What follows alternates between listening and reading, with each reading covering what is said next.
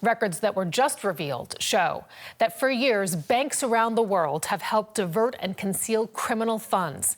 Now, documents leaked from the U.S. Treasury Department appear to show how banks helped to circumvent international sanctions, including against Iran and Syria.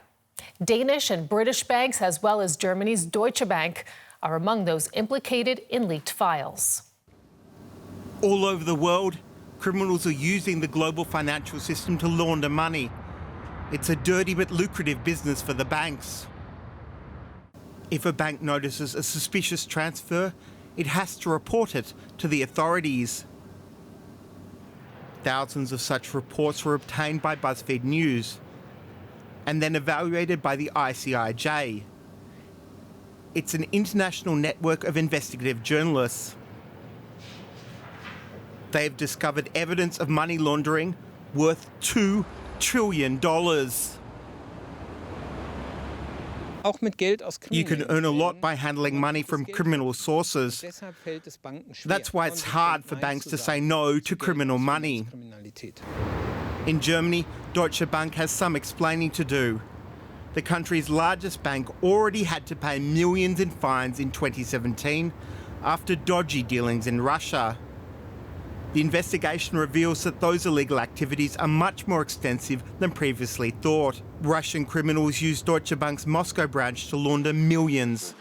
The current CEO, Christian Sewing, served as head of corporate auditing at the time. He did not raise the alarm, but subsequent external investigations did.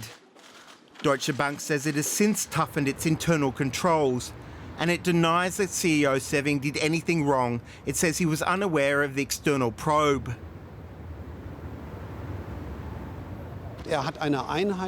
He founded a unit that led these investigations. There have since been external investigations too, and at no stage could any responsibility be traced back to the head of the business.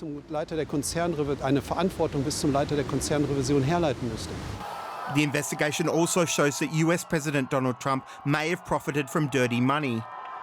Oligarchs from Kazakhstan allegedly bought apartments at a Trump New York property with laundered money. Trump's company denies knowing who these customers were, but they did make money from the transactions. The investigation shows the scale of international money laundering. Efforts to curb it are floundering, because regulators can't get to grips with highly sophisticated criminal networks. And we have team coverage of this story. We're joined by DW business reporter Arthur Sullivan here in the studio. And we also have joining us from Frankfurt, Chelsea Delaney. Welcome to both of you. Arthur, I'd like to begin with you. The scale of this, it seems enormous. What does it say about the financial system? Yeah, the scale is enormous, Sarah. So as the report just mentioned, $2 trillion worth of transactions are covered by these 18 years, which detail various financial transactions involving some of the world's largest banks. 400 journalists, 16 months of extensive research has gone into all this. What it says about the financial system is really a lot of things. So in some respects, some of this is not a shock. We know that banks have, to some extent, facilitated money laundering. They've allowed transactions to happen for years, and many of them have been investigated to that. What this shows us, though, is the extent to which that has happened. A huge extent, $2 trillion worth, as I've said. Now, two big questions emerge from this, really. I mean, several questions will emerge in the next few days, but for me at the moment, two big ones emerge. It's important to remember that the banks themselves have reported this information. The leak comes from US authorities, which the banks provided suspicious activity reports to.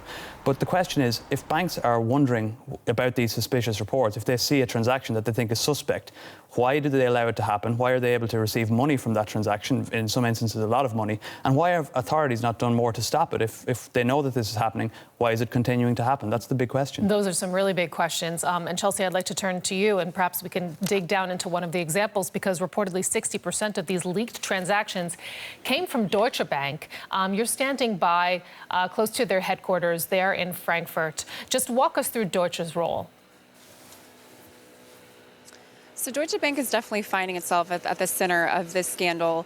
We don't know exactly if this portion of leaked documents is really representative of all of the suspicious activity reports reported to the Treasury, or if these actually lead to criminal activity. But being involved in 60% is certainly not a good look for Deutsche Bank, especially after its history in the past several years of being embroiled in so many financial scandals. But what this data really shows is that Deutsche Bank has had a very lax system of controls, even the most basic controls, things like knowing who your customers are, so knowing who you're dealing with, having their addresses, having their names. They really didn't have that for a lot of their clients, especially in regards to business that was happening in their Moscow office. So that's definitely a big concern. And as well, they also had a lot of reports of this elevated to the highest levels. So executives at board, their board had reports of these very lax anti-money laundering controls, and they didn't really take action. Deutsche Bank is saying that they have fixed a lot of this, they've invested a lot of money, and they're now a new bank, but it certainly raises a lot of questions. Certainly. How about, on the part of regulators? I mean, how could this continue for so long? It also, of course, really points the finger at regulators.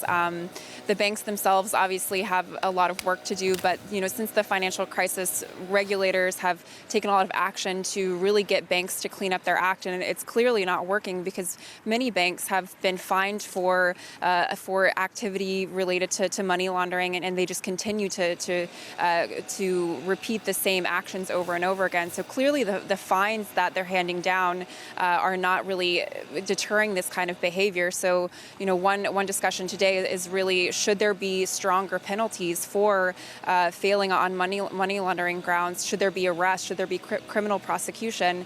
Because the fines and sort of the demands that banks stop doing this are clearly not successful now in preventing this kind of behavior. Chelsea Delaney with The View from Frankfurt, Arthur Sullivan here in the studio. Thank you so much to both of you.